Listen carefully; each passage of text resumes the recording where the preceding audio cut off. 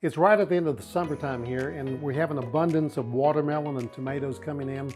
And I'm going to make one of my favorite summertime salads. And it's so refreshing, so cool, so full of flavor. I want to share it with you today.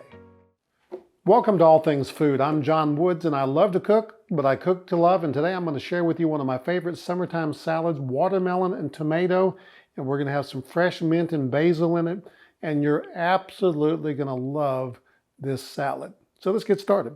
So first of all, we have a nice ripe watermelon. Let me peel that sticker off of it there. I always forget to take those off before I wash the melon. And be sure anytime you have any kind of produce that you always wash it thoroughly because of contamination, and you don't know where this thing's been and what it's touched. So be careful to do that. So what I like to do with a watermelon when I'm trying to take the peeling, the skin off of it, is I'll cut one side of it flat just like that, so it gives me a flat edge, and that gives me something easy to secure it. What I like to do with a watermelon is just basically like I do with most of the fruits that I cut, is just start at the top at a slight angle and get through that skin until I get down to the flesh.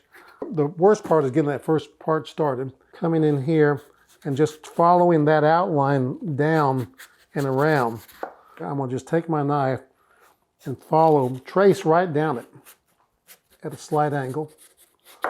To me, that's the easiest way. Now, you may have another way that you like to do it, but you can share that with me. But this is the way I'm accustomed to, and that's how I'm going to do it today. And I can come back and clean that up in a bit. I'm going to just cut off equal sized pieces here, about an inch.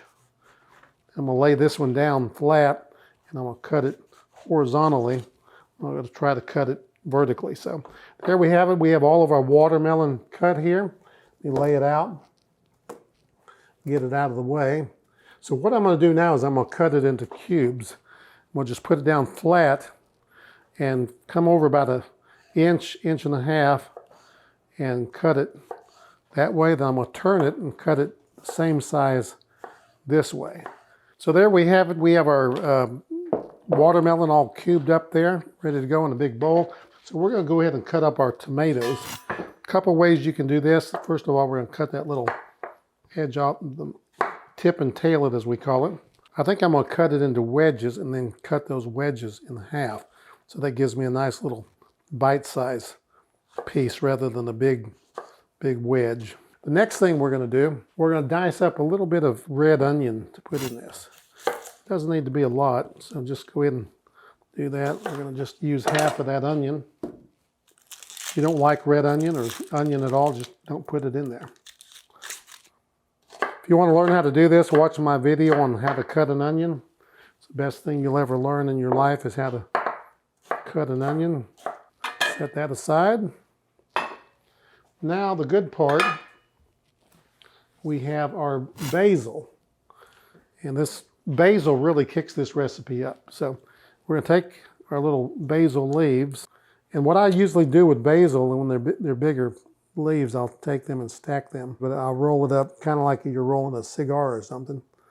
Do the best we can with that, and then we're going to cut it real fine into little ribbons, and that's called a chiffonade. And it's not easy to do with those little bitty leaves. And just put on ever how much you want, it doesn't matter.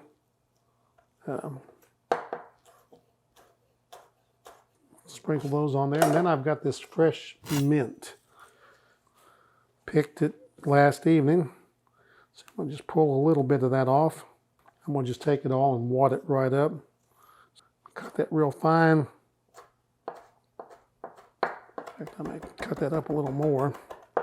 Moved around there and put some of my tomatoes in there. Put those in. The next thing we have is the dressing.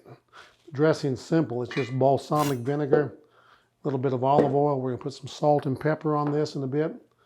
And I'm going to even put some lemon zest on this. Got a little lemon here.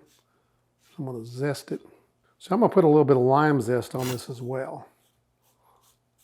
My original recipe doesn't call for that, but you can't go wrong with lemon and lime zest. Okay, now it's time to mix up our simple dressing here, and there's another ingredient that I did not have out a minute ago, and that's the honey. This is kind of a critical ingredient. For about that much, that's a pretty big bowl, I'm gonna put in about 1/3 cup of honey. And this dressing will keep, by the way, if you make too much of it. Then we're gonna come over here and get some balsamic vinegar. And we're gonna add about 1/3 cup of balsamic vinegar as well. So equal parts. And I'm gonna add about four tablespoons of olive oil there. I'm gonna mix all this together. Just get that honey good and dissolved in there. If your honey's a little warm, it does a little better. Not real hot, but just a little warm. Take it now. I'm gonna pour it right over here. It's a pretty full bowl, but I'm gonna take the spoon and try to toss it a little bit.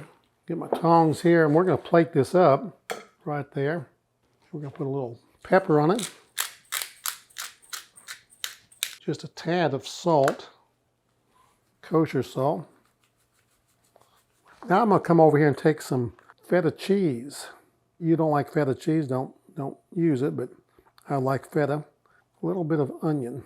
And there you have it, folks. You have the ultimate summertime salad. This is a great salad, refreshing. It's gonna stay in the refrigerator for a couple days, and it's gonna be so good. Let me get a fork over here and we're gonna test it. I can taste that fresh mint, the basil, all those flavors kind of meld together.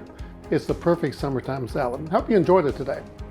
If you haven't subscribed to the channel, hit that subscribe button because I bring you great simple recipes like this every week that you can make with some of the simplest ingredients. And remember, above all things, not only love to cook, but cook to love. And I'll see you next week on All Things Food with John Woods.